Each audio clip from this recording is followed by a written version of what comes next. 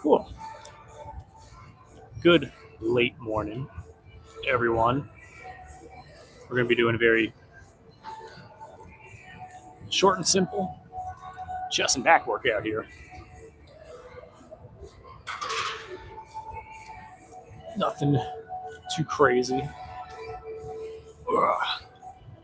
So we are going to get these weights placed.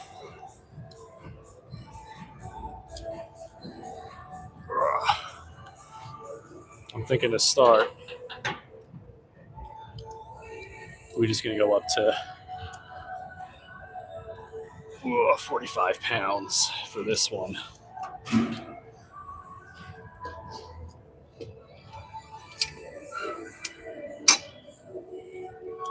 Because this workout, just 2 exercises. It's going to be one of those days where, doing something is better than doing nothing. Imperfect action is better than taking no action at all. Let's see.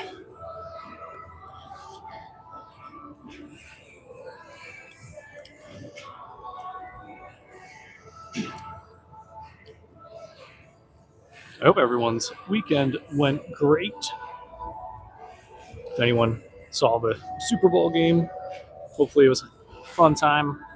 I didn't watch it. I was just working, getting some work stuff done over the weekend. All right. Let's see. We're going to aim for 12 repetitions here.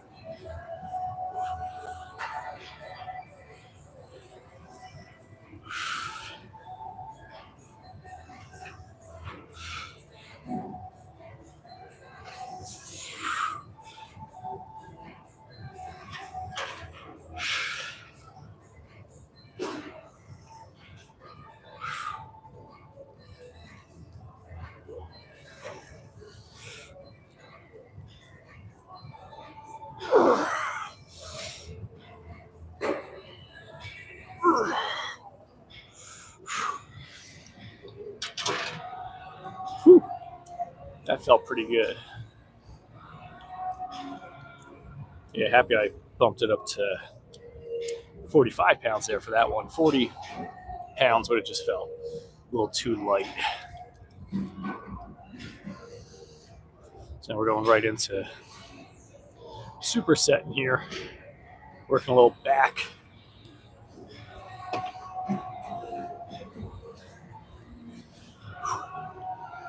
Now this back exercise has slowly become one of my more favorite of the back exercises here. One sec. We're going to disrobe the pump cover.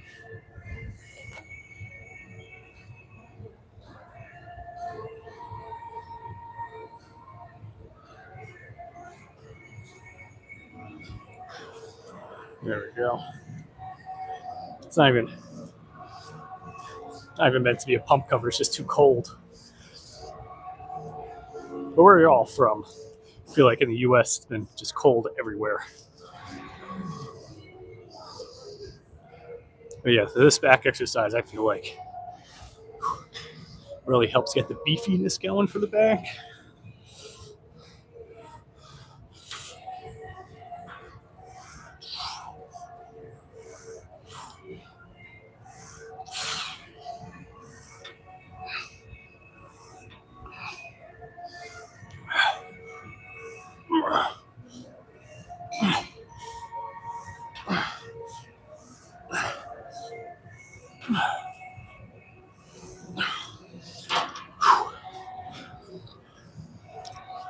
Nice. Feeling pretty good with the weight here for everything so far. Whoa. Oh, yo, what's going on, Psycho? How to reduce fat. I like it. Good question. Cool trick you can do. It's super simple. Doesn't mean it's easy, but take your current body weight in pounds, because we just don't be doing the metric system over here. But you take your current body weight in pounds, multiply it by 10. That'll give you the amount of calories to stay under. So as long as you don't go above that number, you will start losing some fat. And then go to the gym, hop on Stairmaster, treadmill, elliptical, whichever you feel like doing. When the calories say 300, you're good to go for the day. That's that. It's a little secret trick right there. Burn a lot of fat. So if you found that helpful, hit that subscribe button, show some support. Yo, what's going on? Oh, we got Moochie, Pebble, ASMR. Love you as well. What time is it here? 9:20. And I gotta go quick because I'm gonna be late for work. But we only got 2 more sets left. Like I said, it's super short workout here. So show that support, hit that subscribe button. That way I can be here for tomorrow's workout. It's gonna be a longer one. We're gonna be hitting arms. All right.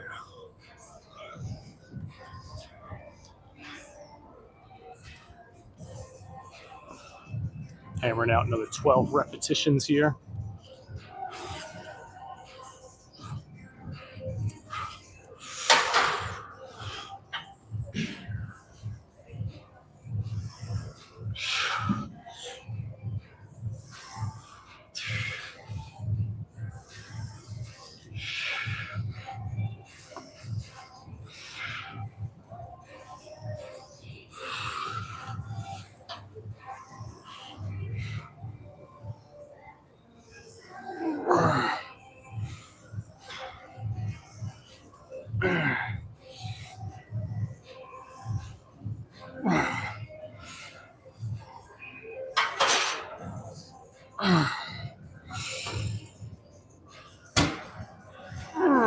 One more. There we go.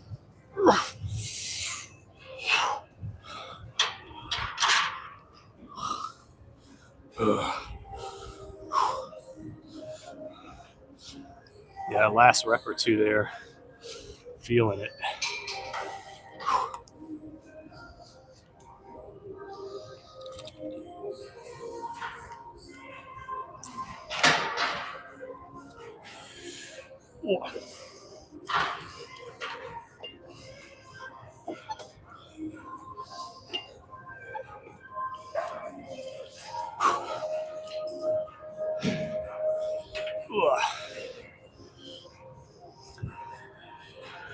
Oh. Didn't finish my caffeinated beverage early enough. Feeling the fatigue already.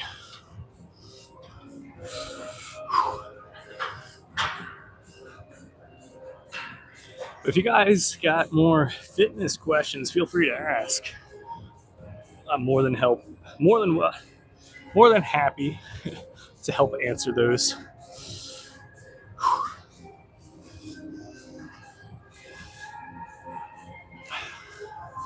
And I'll actually explain the science in a moment for the formulas that I've used for that whole fat burning part. So I just threw the numbers out there, didn't really give a reason why for those particular calculations and reasons.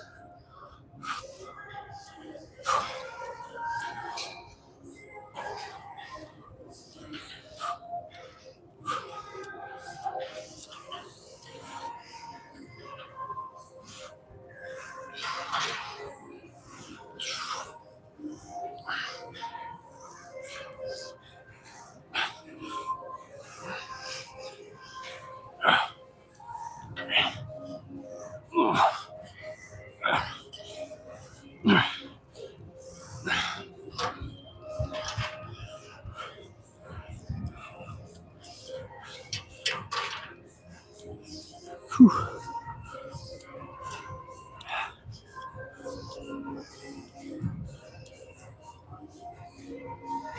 Weight 85 kilograms, 18 years old. How to reduce as fast as possible? Well, I would say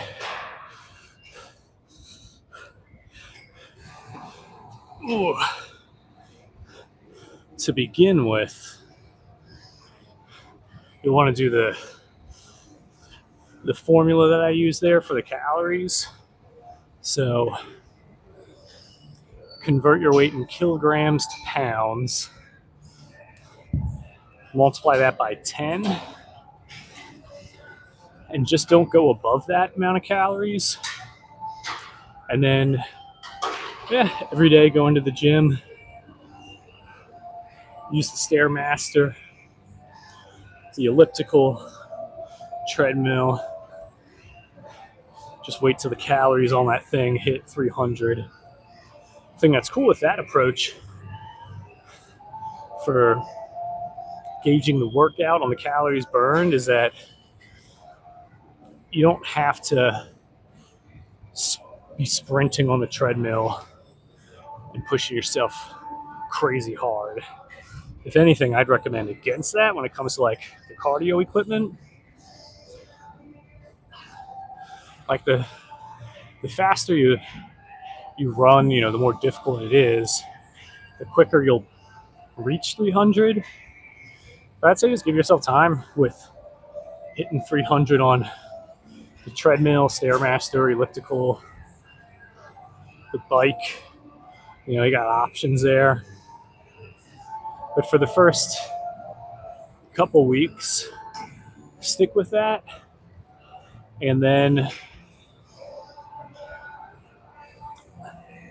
if time in the gym is very tight, like let's say you don't got an hour and a half to be in the gym, I would say after 2 weeks of keeping the calories below 10 times your body weight in pounds, do it now by 9 times your body weight in pounds. And that way you could still do the 300 calories on the treadmill and whatnot. But if you find the eating part to be a bit more difficult, like, you got to use a lot of discipline, let's say, for not going above the 10 times your body weight in pounds, then I would say each week increase the calories burned on the treadmill or any cardio equipment, increase it by 100. So what you'll find is like first week is you're burning 300 calories on the treadmill or cardio equipment. Second week, you're burning 400 calories every day on the cardio equipment. And if you stick with it, you'll be losing that weight fast. And then another cool little hack you can do, switch your foods to mostly like high protein meals. So meats, eggs, fish, things like that. You could replace a meal with a 50-gram protein shake. And the secret behind how to get 50-gram protein shakes is you either drink 2 25-gram protein shakes, or if you use the powders, if 1 scoop is 25 grams, just do 2 scoops. If 1 scoop is 30 grams, cool. Still do 2 scoops. Now you got a 60-gram protein shake. And that'll replace, breakfast, dinner, or lunch. But if you hit subscribe on my channel here, and then you go to my playlist tab, I got a whole playlist where I break down detailed steps for burning fat, building muscle. And I've got a whole playlist on like nutrition, things like that as well. All right, last set here. Already subscribe. Oh, there you go. Everyone's got to follow Psycho's lead there. Show that support, hit that subscribe button. Well, only hit subscribe if you're trying to get in really great shape. If you're not, if you don't care for getting in great shape, then feel free to subscribe anyway. Just to show some love. All right, this is the last set here.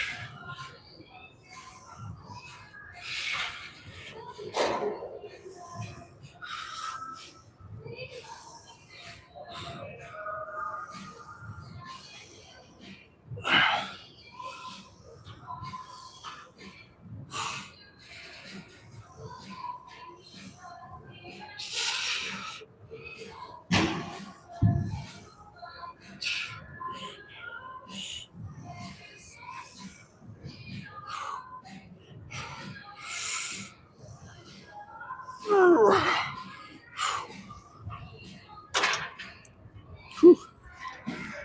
Fantastic.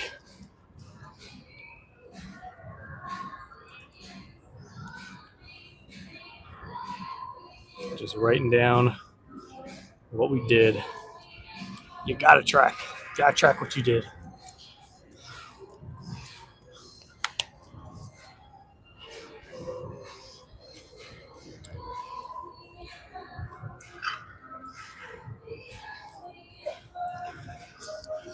My bad, Psycho. I didn't mean to put the spotlight on you there.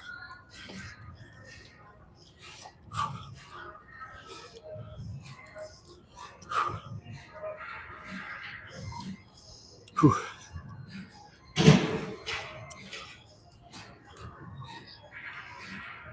All right, we're gonna finish this set, and then we're heading home. Well, finish the set. We're gonna put the weights away, and then head home. And at the end of every workout, I always do like a little fitness car rant. Well, I guess more of like a fitness TED Talk type of thing. Let's go like in depth on a particular fitness topic. My thinking was explaining the formulas that I use there for the burning fat stuff, explaining the science behind it. But if y'all want me to cover a different topic, feel free to ask, and I'll be sure to provide some more insights into whichever other topic you want me to cover.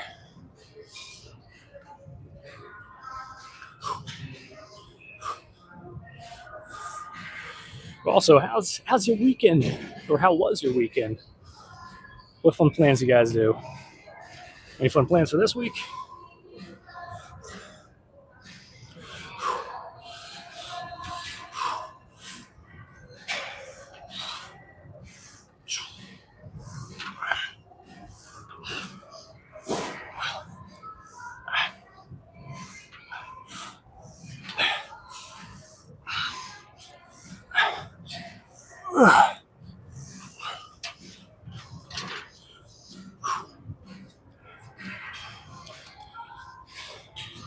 There we go. All right. We're just putting the weights away here. And while you're listening to this disembodied voice, just want to formally invite you to join the community here. Show some support, hit that subscribe button. We're out here working out, hanging out, having a good time, and getting in shape.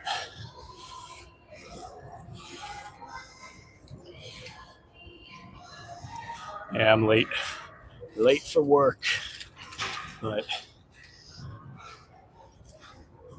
I like being able to hang out with y'all in the morning with these workouts. was pretty cool. That was a very short workout for a while. I only had about enough time to do like 20-minute workouts. I think that's cool. You don't got to do super long workouts. In fact, I normally recommend the opposite of doing the long workouts. Going to the gym, hitting that biceps and back. Nice. Super happy to hear that. Yeah, that's going to be a good workout there. Oh, no, that's all right.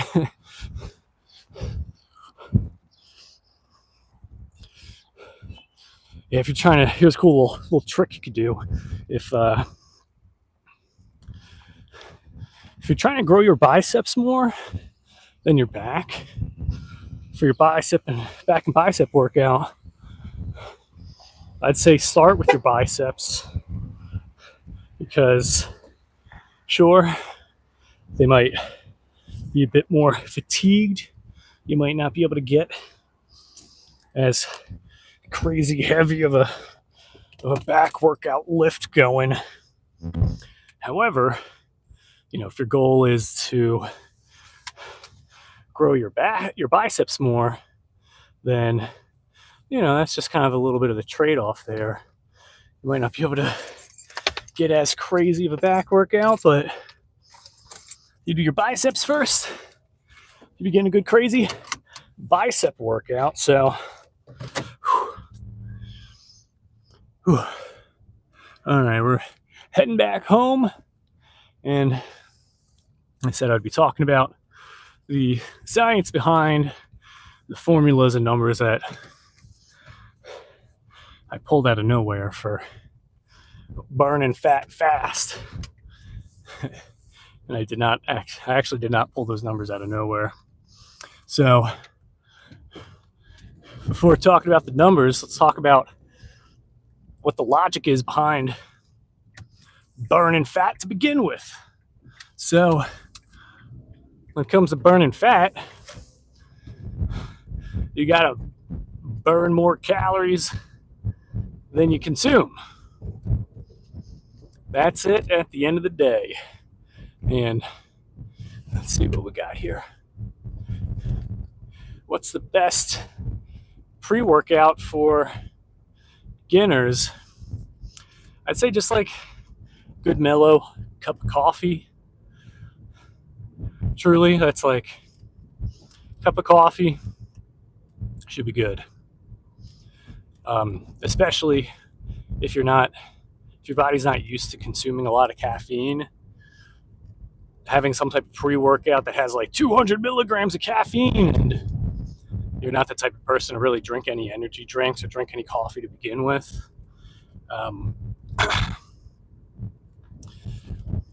That high amount of, or that drastic change in caffeine in the system is going to actually like not help the workout as much as it could if you had only a little bit of caffeine. So creatine, coffee, you don't got to have it at the same time, but those are fantastic pre-workouts there. So yeah, back to the fat burning thing. Yeah, end of the day, burn more calories than you're bringing in. There's tricks around that. You could either consume less calories, or you can eat the same amount of calories, but you're just staying even more active. You can build a lot of muscle.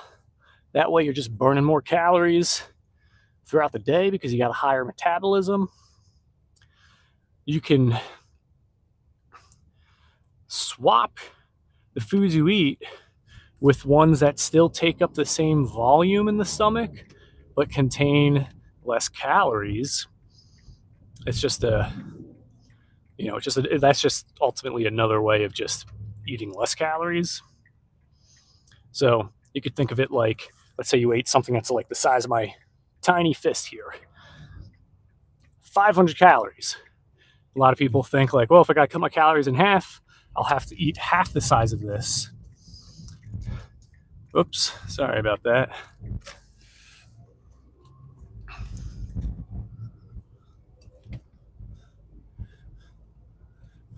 Yeah, a lot of people think, okay, if I eat this fist here, it's 500 calories. I want to eat half the amount of calories. I got to eat half a fist. And it's like, yeah, technically, like that does work. But if you swap it for something else that's the same size but is less calories, you've just consumed less calories. Woo! Um, Another great workaround for that is just eating foods that are higher in protein. You're going to feel fuller faster and for longer.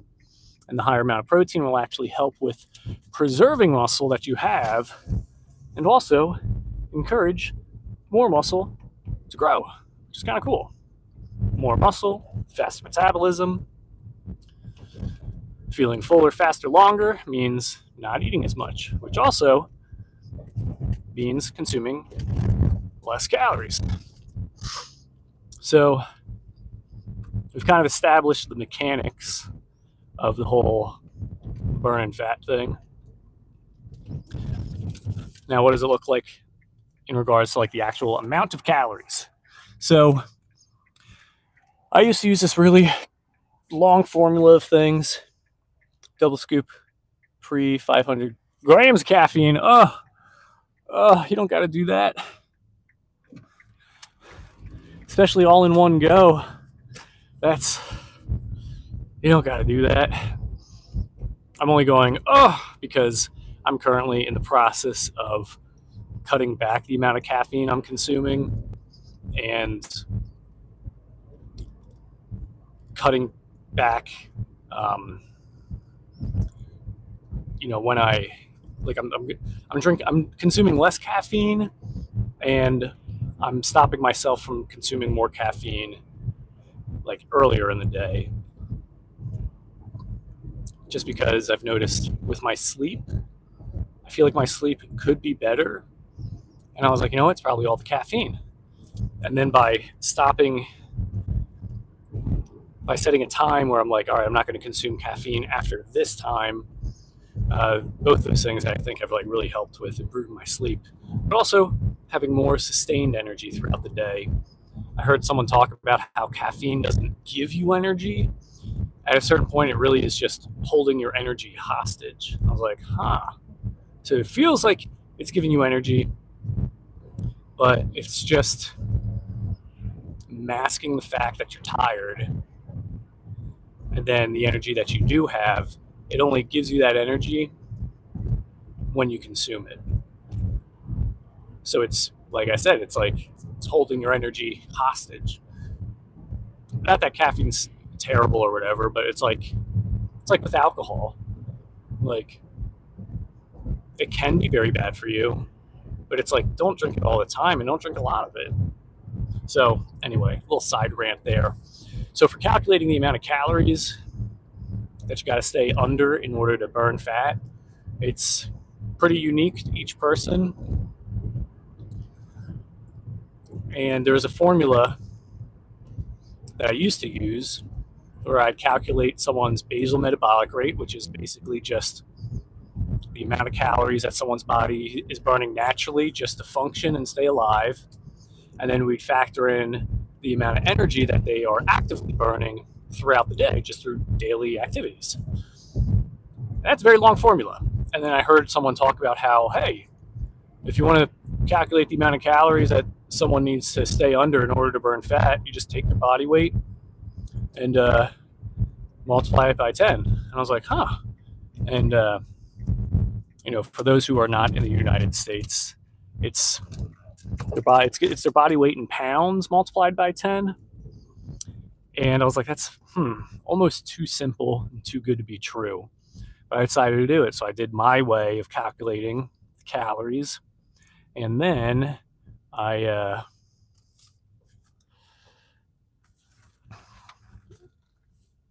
don't know who's. Oh yeah. Oh man, I don't know what the deal is. Oh. Yeah, sorry, someone just took my parking spot. But yes, I did both those calculations, and I